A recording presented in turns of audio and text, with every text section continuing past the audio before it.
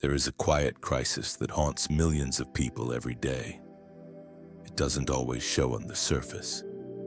It hides behind routines, behind smiles, behind productivity. It's a silent ache, a vague sense that something is missing, even when life seems fine on paper. This feeling has many names: emptiness, numbness, disconnection. But no matter what you call it, it speaks to the same truth, that something inside us is not whole. Carl Jung, the Swiss psychiatrist and depth psychologist, spent his life studying this phenomenon. He believed that this emptiness was not a problem to be fixed, but a message to be understood. A signal from the soul that we have lost contact with who we really are. In the modern world, the experience of inner emptiness is more common than ever. Despite material comfort and technological progress, people feel spiritually bankrupt. Despite being surrounded by noise and stimulation, people feel isolated and bored. Jung saw this coming. He believed that the modern individual had become cut off from the deeper sources of meaning. Not just religious belief, but the symbolic, emotional, and intuitive dimensions of life. He called this condition a loss of soul. Not in a moral or religious sense, but in a psychological one. To lose the soul, in Jung's view, means to lose the connection to the deepest layers of the self. And when that happens, no amount of success, pleasure, or distraction can fill the void. Jung believed that the psyche or soul has a natural drive toward wholeness. It seeks integration not just of the good and acceptable parts of the self, but of everything, the dark, the irrational, the hidden. But modern society teaches us to split ourselves. From a young age, we learn to suppress emotions, hide weaknesses, and fit into roles. We construct an identity based on what others expect. We become efficient, agreeable, productive. But in the process, we exile huge parts of ourselves. We push them into the unconscious, where they fester and eventually return, not as conscious thoughts, but as anxiety, depression, and emptiness. This is what Jung called the shadow, the parts of ourselves we deny, reject, or avoid. The shadow is not just evil or dangerous. It also contains our vitality, creativity, and authenticity. When we cut ourselves off from it, we feel dead inside. We go through the motions, we pretend, we perform, but we're not really living. Jung believed that to feel whole again, we must face the shadow. We must reintegrate what we've lost. This is not easy. It means confronting painful truths, admitting our contradictions, and letting go of the persona, the mask we wear in public. The persona is one of Jung's most important ideas. It refers to the social self, the version of us we present to the world. Everyone has a persona. It helps us function in society.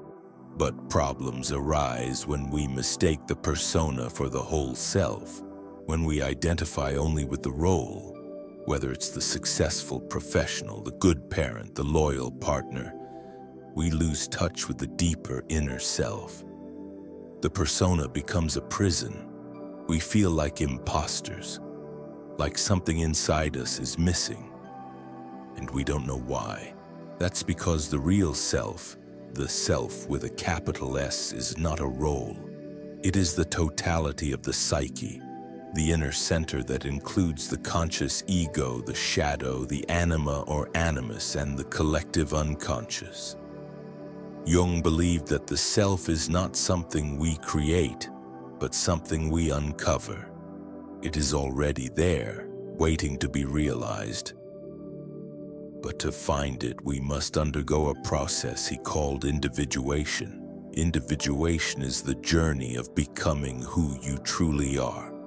It's not about becoming perfect or special, it's about becoming whole. It means listening to your dreams, your emotions, your fears.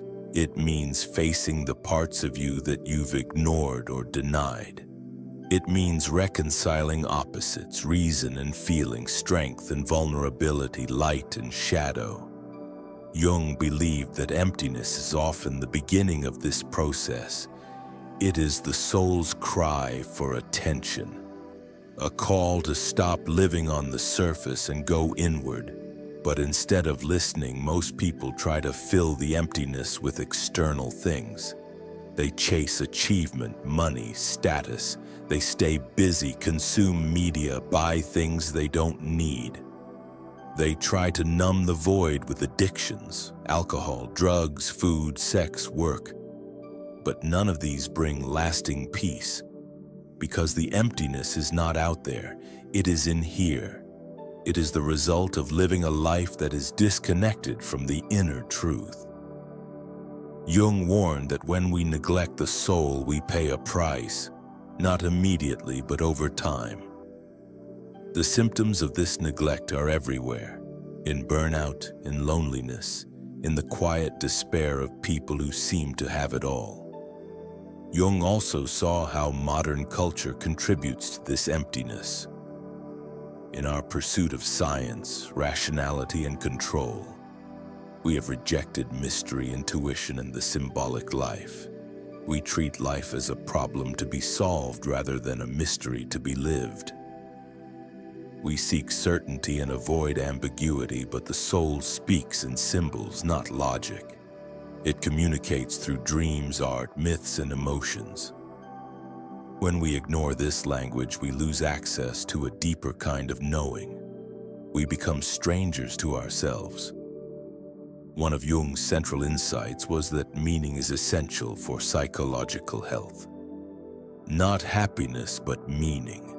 Happiness is fleeting. It depends on circumstances.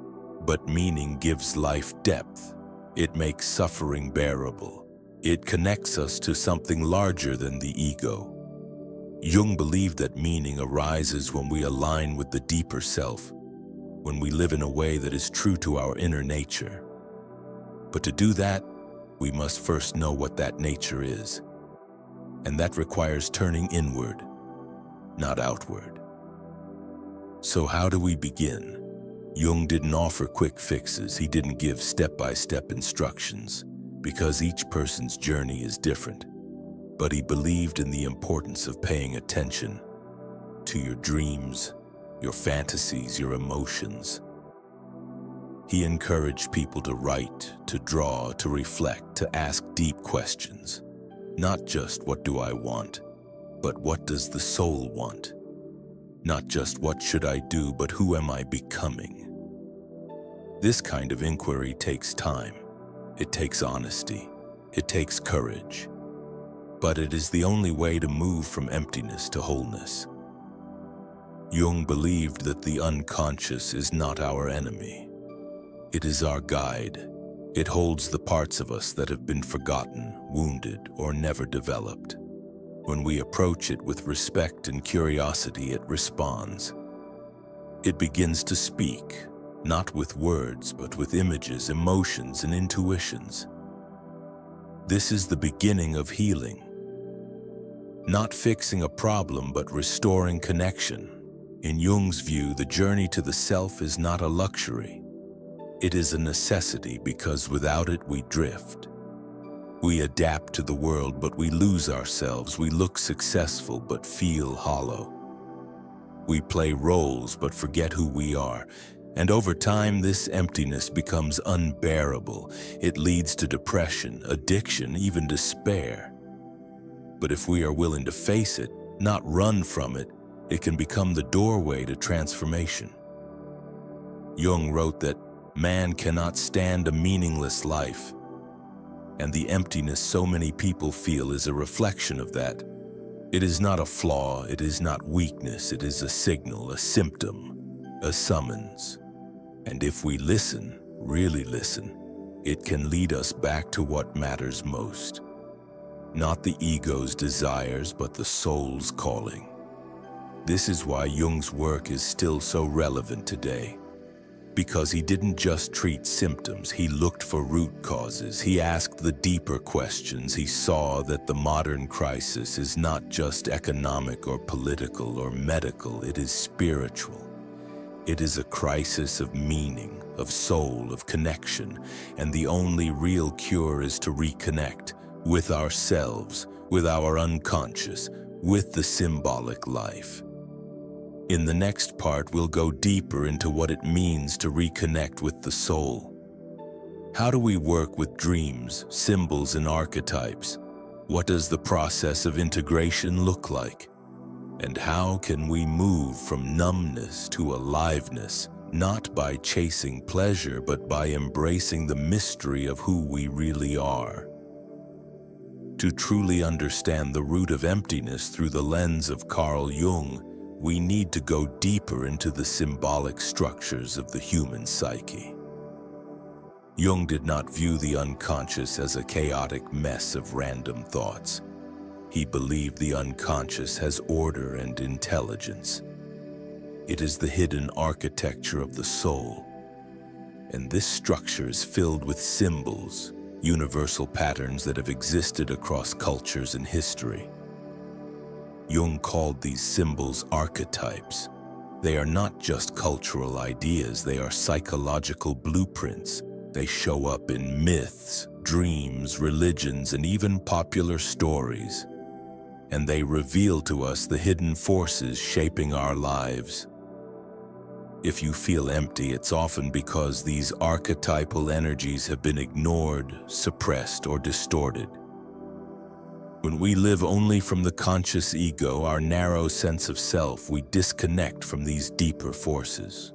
The archetypes don't go away. They operate unconsciously. And when we're not aware of them, they take over in unhealthy ways. For example, the archetype of the hero, when unconscious, can lead to burnout because the ego tries to carry the entire world.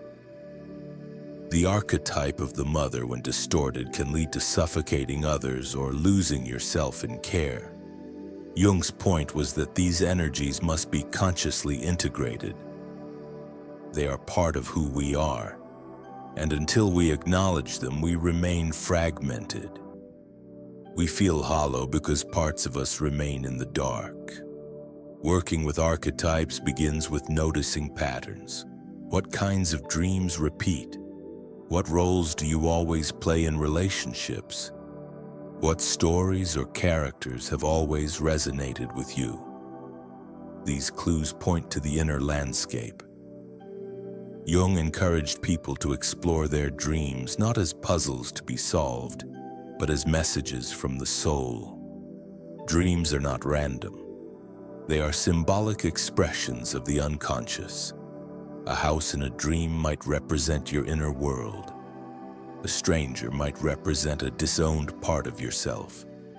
Water might symbolize emotion, the unconscious, or the flow of life.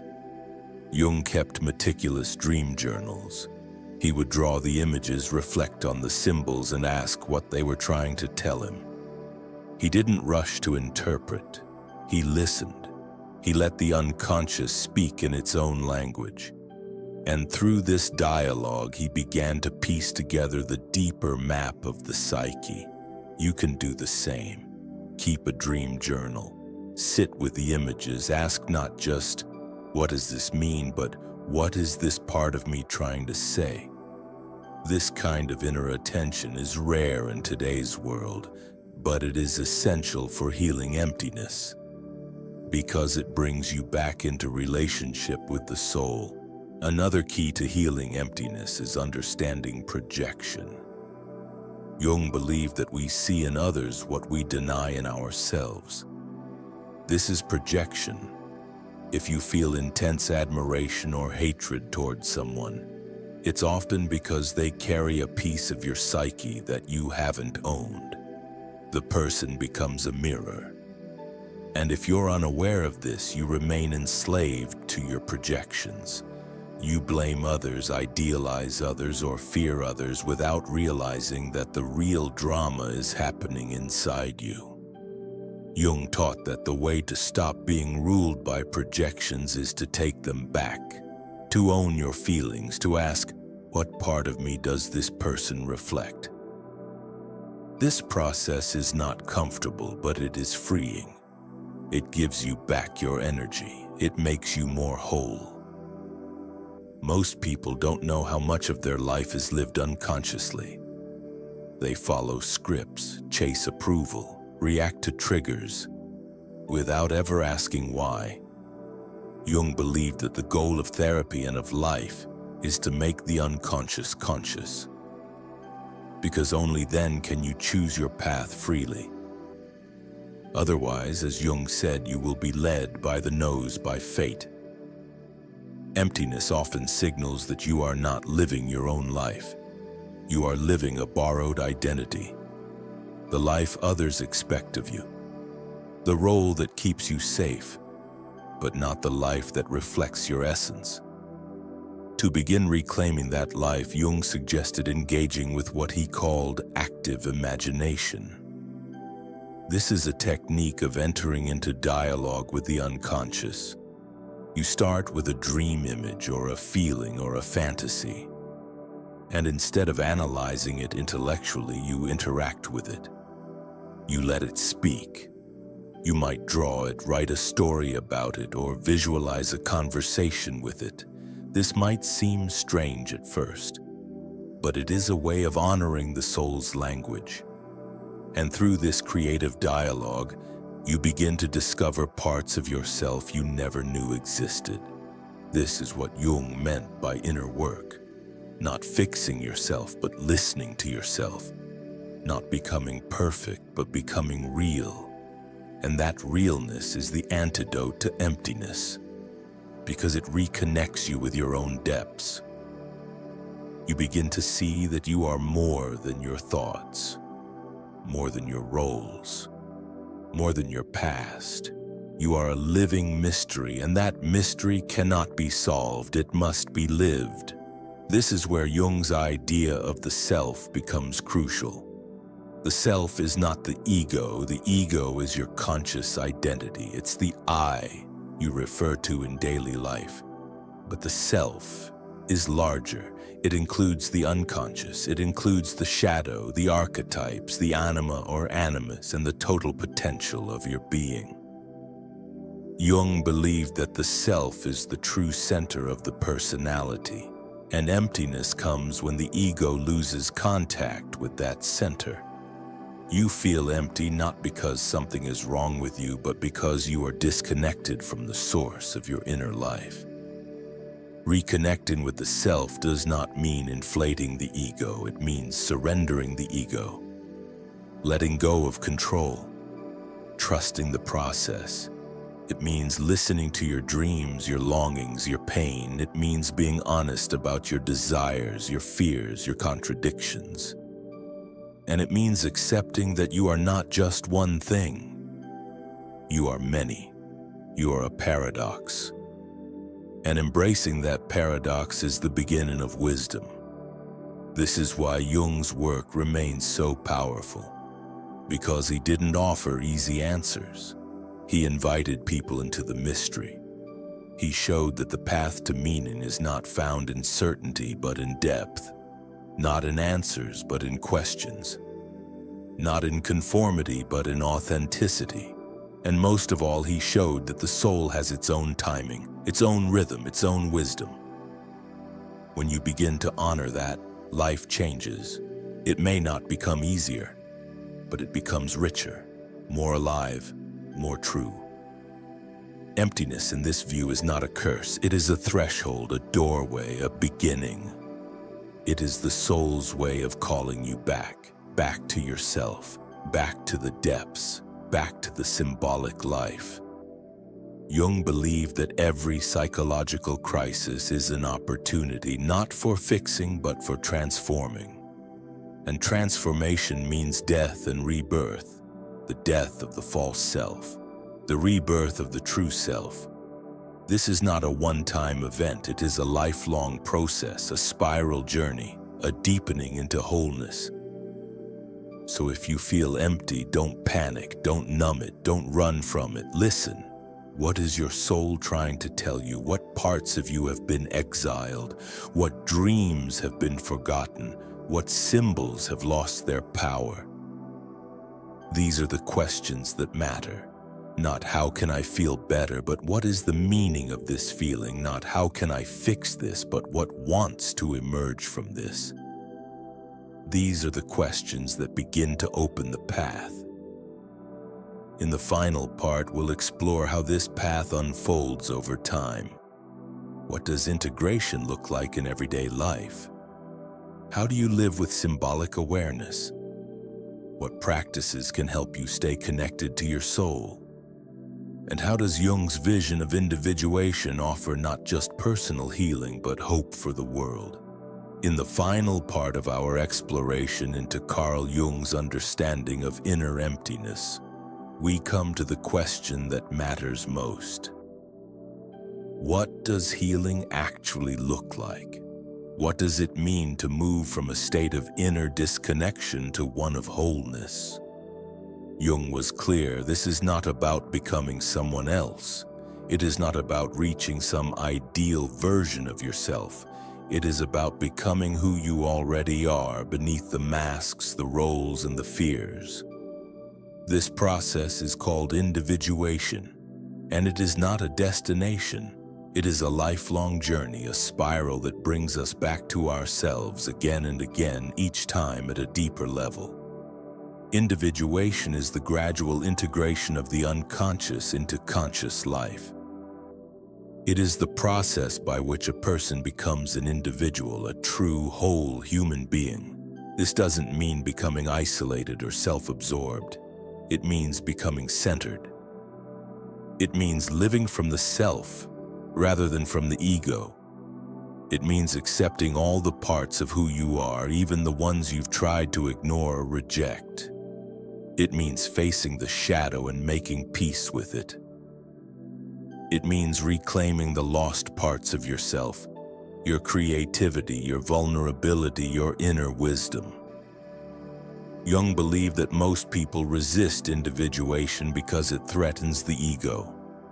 It challenges everything we've been taught to believe about who we are. It asks us to question our identity, our values, our goals. It disrupts our routines and forces us to feel things we'd rather avoid. But without this disruption, there can be no transformation.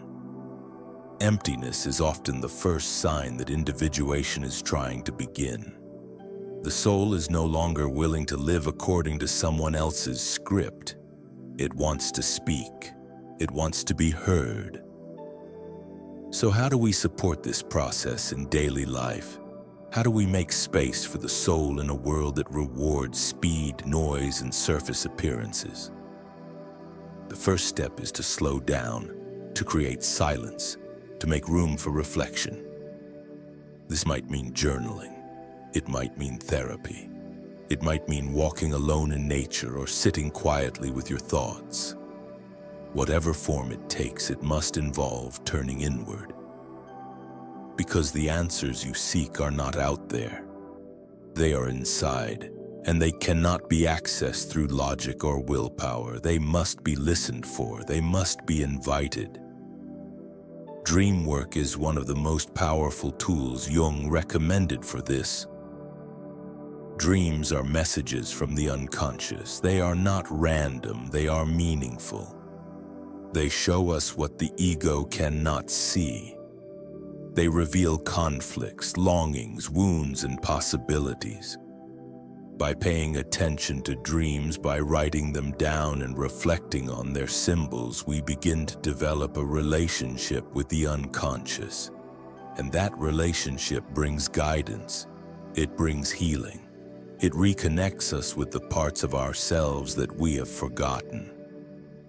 Another key practice is creative expression. Jung himself painted, sculpted, wrote poetry, and even built a tower by hand. He believed that the soul speaks through creativity, not for performance, not for approval, but as a form of dialogue. When you create something, whether it's a painting, a song, a journal entry, or a ritual, you are giving form to the unconscious. You are translating the invisible into the visible. And in doing so, you honor the mystery within you. You become more real, more alive. But individuation is not just an inner process. It has outer consequences. As you become more whole, you begin to live differently. You make different choices. You let go of roles that no longer fit.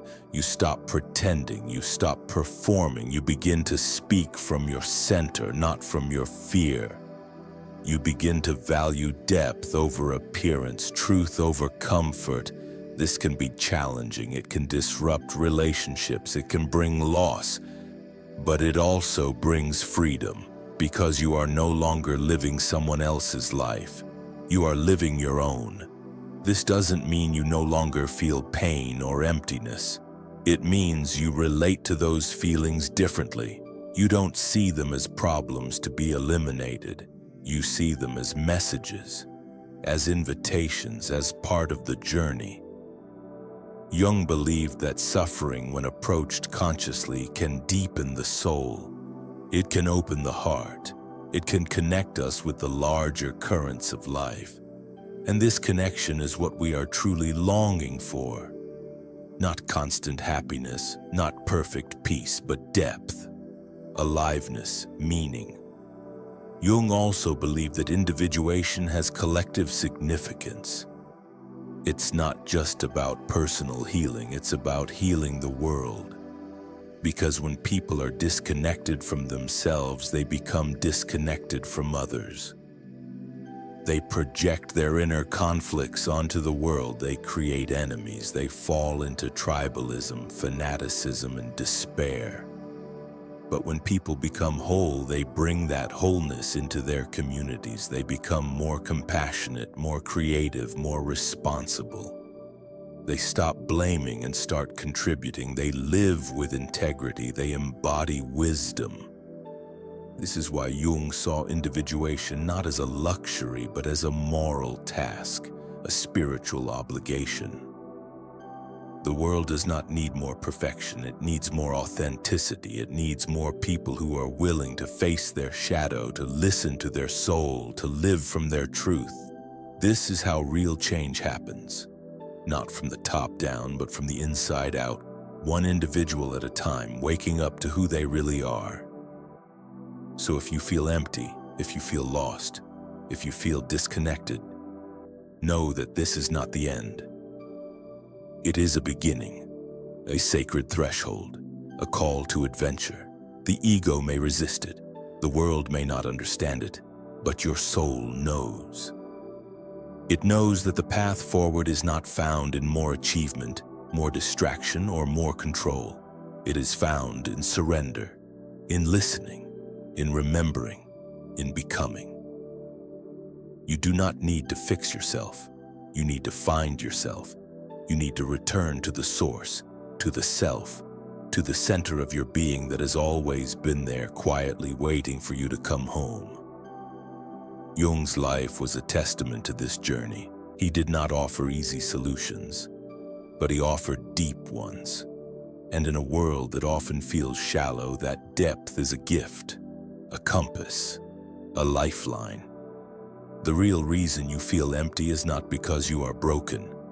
It's because you have been cut off from your soul, from your symbols, from your inner life. The cure is not out there. It's in the turning inward, the facing of the shadow, the honoring of the dream, the embracing of paradox, the path of individuation. It is not easy, it is not fast, but it is real, it is true, and it is the only path that leads to wholeness. Carl Jung walked that path. And he left behind a map, not a set of answers, but a way of seeing, a way of being, a way of healing the deep hunger of the modern soul.